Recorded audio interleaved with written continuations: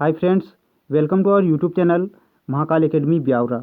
साथियों, आज हम इस वीडियो में सीखेंगे प्राचीन इतिहास के महत्वपूर्ण प्रश्न जो कि कई बार एग्जाम में पूछे गए हैं। साथियों, इसके पिछले वीडियो में हमने 1 से 30 तक के महत्वपूर्ण प्रश्न सीखे थे। आज हम सीखेंगे नेक्स्ट प्रश्न उससे आगे। तो शुरू करते हैं आज का हमारा ये वीडियो। आज का हमारा पहला प्रश्न है, भारत का भूगोल नामक पुस्तक किसने लिखी है। प्रश्न क्या बन रहा है आज का अपना कि भारत का भूगोल नामक पुस्तक किसने लिखी है। तो साथियों, इसका आंसर आपको बताना है टॉलमी ने। किसने लिखी है? टॉलमी ने लिखी है भारत का भूगोल नामक पुस्तक। जिसके बाद नेक्स्ट प्रश्न है अपना, नेचुरल हिस्ट्री नामक पुस्तक के लेखक कौन है। नेचुरल हिस्ट्री नामक पुस्तक के लेखक कौन है? तो इसका आंसर हो जाएगा प्लिनी। जिसके बाद नेक्स्ट प्रश्न है, चीनी यात्री फाहियान 402 ईस्वी में किसके दरबार में आया था। साथियों, चीनी यात्री था ये फाहियान। ये कब आया था? 402 ईस्वी में भारत आया था। तो ये किसके दरबार में आया था? ये आपको बताना है। चंद्रगुप्त द्वितीय के दरबार में आया था। चंद्रगुप्त द्वितीय के दरबार में चीनी यात्री फाहियान 402 ईस्वी में आया था।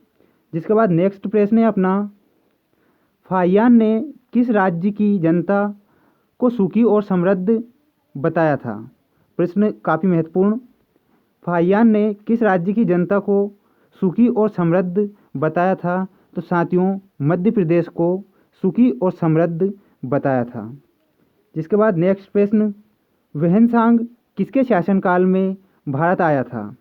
वहनसांग किसके शासनकाल में भारत आया था। तो साथियों, हर्षवर्धन के शासनकाल में वहनसांग भारत आया था। जिसके बाद अपना नेक्स्ट प्रश्न है अपना, वहनसांग किसके शासनकाल में भारत आया था। यह आया था हर्षवर्धन के। जिसके बाद नेक्स्ट प्रश्न है अपना, वहनसांग भारत में सर्वप्रथम कहाँ पहुंचा था। वहनसांग भारत में सर्वप्रथम ये कहाँ पर पहुंचा था। तो आपको बताना है कपिशा। कपिशा में सबसे पहले पहुंचा था, जो अब कहाँ पर है? अफगानिस्तान में है। कहाँ पर है ये? अफगानिस्तान में है। जिसके बाद अपना नेक्स्ट प्रश्न है, वहनसांग भारत में कितने वर्षों तक ठहरकर बौद्ध धर्म से संबंधित ग्रंथों को एकत्रित किया। वहनसांग भारत में कितने वर्षों तक ठहरकर बौद्ध धर्म से संबंधित ग्रंथों को एकत्रित किया। तो ये ठहरा था साथियों 15 वर्ष तक भारत रुका था। कितने वर्ष तक रुका था? 15 वर्ष तक। जिसके बाद अपना नेक्स्ट प्रश्न है, वहनसांग के भ्रमण वृत्तांत को क्या कहा जाता है। वहनसांग के भ्रमण वृत्तांत को क्या कहा जाता है। तो ये कहा जाता है सी यू की कहा जाता है वहनसांग के भ्रमण वृत्तांत को।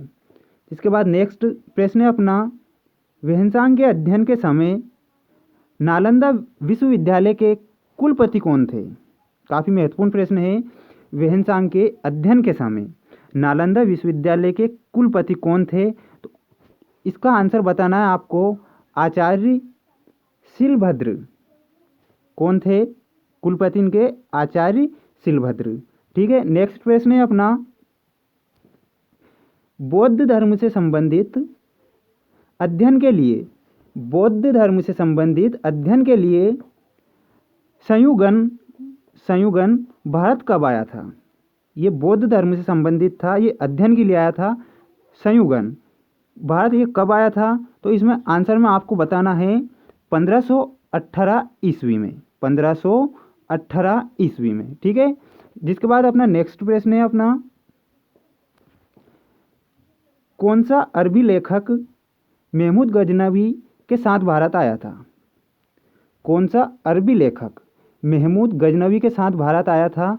तो अल-बरूनी महमूद गजनवी के साथ ही भारत आया था और ये अरबी लेखक था, महमूद अल-बरूनी। ठीक है। नेक्स्ट प्रश्न है अपना, किताब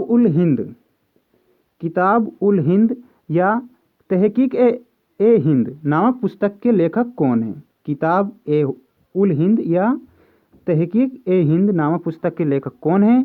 तो ये थे अलबरूनी। ठीक है। इसके बाद नेक्स्ट प्रश्न है अपना, मार्को पोलो किस देश का यात्री था? मार्को पोलो किस देश का यात्री था? तो ये था इटली का। कहाँ का था? इटली का था मार्को पोलो। जिसके बाद नेक्स्ट प्रश्न है अपना, इब्न बतूता द्वारा लिखित, काफ़ी महत्वपूर्ण प्रश्न है ये, इब्न बतूता द्वारा लिखित रिहला किस भाषा में लिखा गया है? इब्न बतूता द्वारा लिखित रिहला किस भाषा में लिखा गया है? तो ये लिखा गया है अरबी भाषा में। किस भाषा में लिखा गया है? अरबी भाषा में लिखा गया है। इसके बाद नेक्स्ट प्रश्न है अपना, रिहला नामक पुस्तक में किसका वर्णन किया गया है? रिहला नामक पुस्तक में किसका वर्णन किया गया है? तो इसका आंसर हो जाएगा भारतीय उपमहाद्वीप के सामाजिक तथा सांस्कृतिक जीवन के बारे में। इसका आंसर क्या है? भारतीय उपमहाद्वीप के सामाजिक तथा सांस्कृतिक जीवन के बारे में रिहला नामक पुस्तक में ये वर्णन है। ठीक है। नेक्स्ट प्रश्न, 1333 ईस्वी में इब्न बतूता किसके दरबार में आया था? 1333 ईस्वी में आया था, तो ये किसके दरबार में आया था? ये आया था मोहम्मद बिन तुगलक के। किसके दरबार में आया था? मोहम्मद बिन तुगलक के दरबार में आया था 1333 ईस्वी में। जिसके बाद अपना नेक्स्ट प्रश्न है, कौन सा एक तिब्बती लेखक था?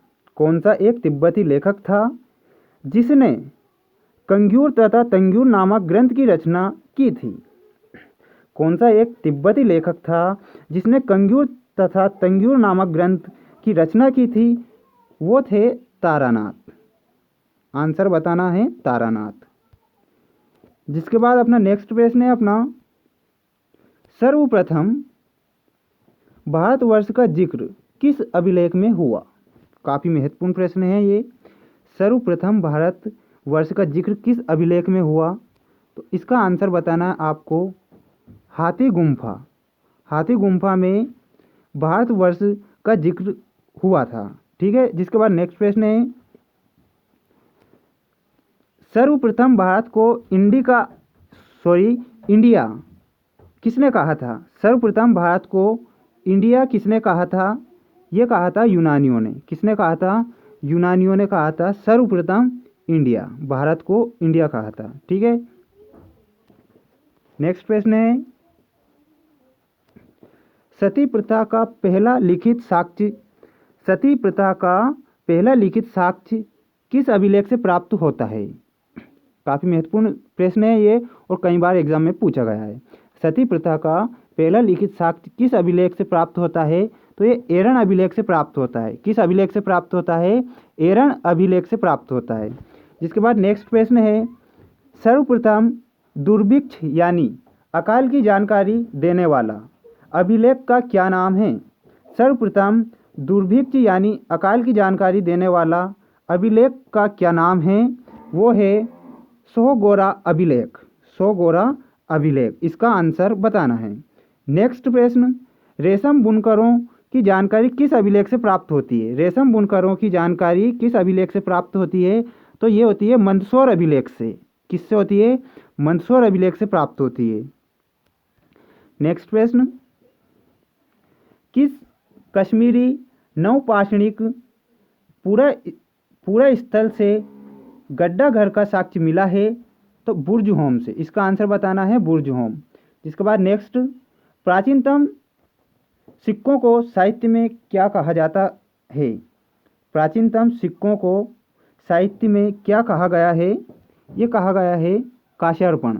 काशार्पण कहा गया है। नेक्स्ट प्रश्न, किन सिक्कों को आहत सिक्का भी कहा जाता है? किन सिक्कों को आहत सिक्का भी कहा जाता है? प्राचीनतम सिक्कों को आहत भी कहा जाता है। जिसके बाद नेक्स्ट प्रश्न है अपना, सर्वप्रथम सिक्कों पर लेख लिखने का कार्य किन शासकों ने किया? ये किया साथियों यवन शासकों ने किया था सर्वप्रथम सिक्कों पर लेख लिखने का कार्य।